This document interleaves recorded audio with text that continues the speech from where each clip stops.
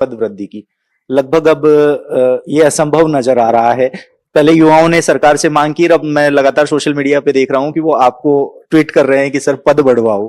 किस तरह की पदों का ये कंफ्यूजन है, क्या ये क्लियर हो चुका है? देखिए, चतुर्श्रेणी कर्मचारी भर्ती के लिए 54,000 पदों की भर्ती हो रही है, जो कि एक अच्छी संख्या है। इससे पहले आज तक कोई भी परीक्षा, कोई भी भर्ती राजस्थान के इतिहास में इतनी बड़ी नहीं हुई। एक दूसरी परीक्षा हुई थी जो L1 L2 की, उसमें मेरे ख्याल से लगभग 50,000 से कम पद थे, लेकिन वो भी L1 और L2 अलग अलग पद की भर्ती थी। लेकिन ये पहली अकेली ऐसी भर्ती जिसमें एक ही पद के ऊपर 54,000 कैंडिडेट्स को हम सेलेक्ट करेंगे। तो ये पहले से ही काफी बड़ी परीक्षा है और सरकार ने बहुत ही पहले से ही इतने नंबर्स जुटा के ये परीक्षा करवाई है। तो ये मुझे लगता है कि अपने आप एक इतिहास बनने वाला है। जहां तक पदवृद्धि का सवाल है, इस पदवृद्धि का संबंध इससे नहीं है कि कितने परीक्षार्थी परीक्षा देने के लिए बैठे, बल्कि इससे है कि राज्य सरकार को आवश्यकता क्या है। तो राज्य सरकार जो आवश्यकता है उस हिसाब से उन्होंने पद की भर्ती को जारी किया और अभी इसमें सिलेक्शन हो रहा है। और फिलहाल मेरे पास कोई भी सूचना नहीं है कि इसमें पद वृद्धि हो रही है। मैं लगातार टच में रहता हूँ विभागों के, और वहां से भी कोई सूचना ऐसी नहीं मिली कि पद वृद्धि होगी। तो मुझे नहीं लगता इसमें पद वृद्धि होगी। और 54,000 पद अच्छे होते हैं।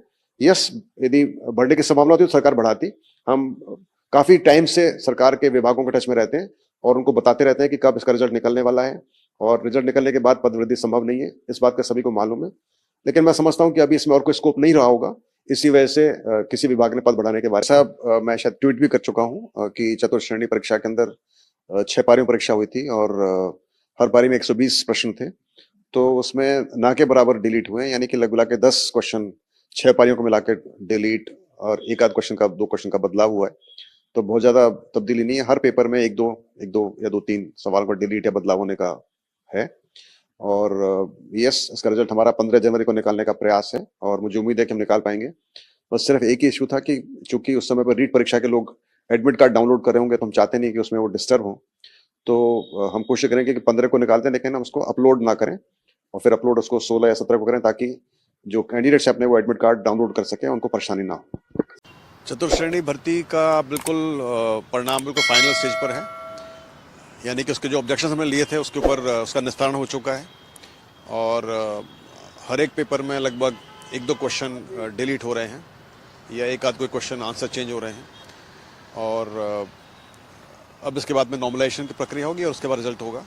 तो हमने जो डेट दी हुई है 15 जनवरी या ±7 डेज, मुझे पूरी उम्मीद है कि उन दिनों के अंदर इसका रिजल्ट आ जाएगा। यदि कोई पदवृद्धि होने की संभावना होगी, मतलब पोस्ट इंक्रीज की, तो फिर शायद थोड़ा बहुत डिले हो सकता है, लेकिन अभी तक हमारे पास कोई सूचना नहीं आई है कि इसमें पद वृद्धि हो रही है। और उसके चलते मुझे लग रहा है कि 15-16 जनवरी के आसपास का रिजल्ट निकाल सकेंगे हम।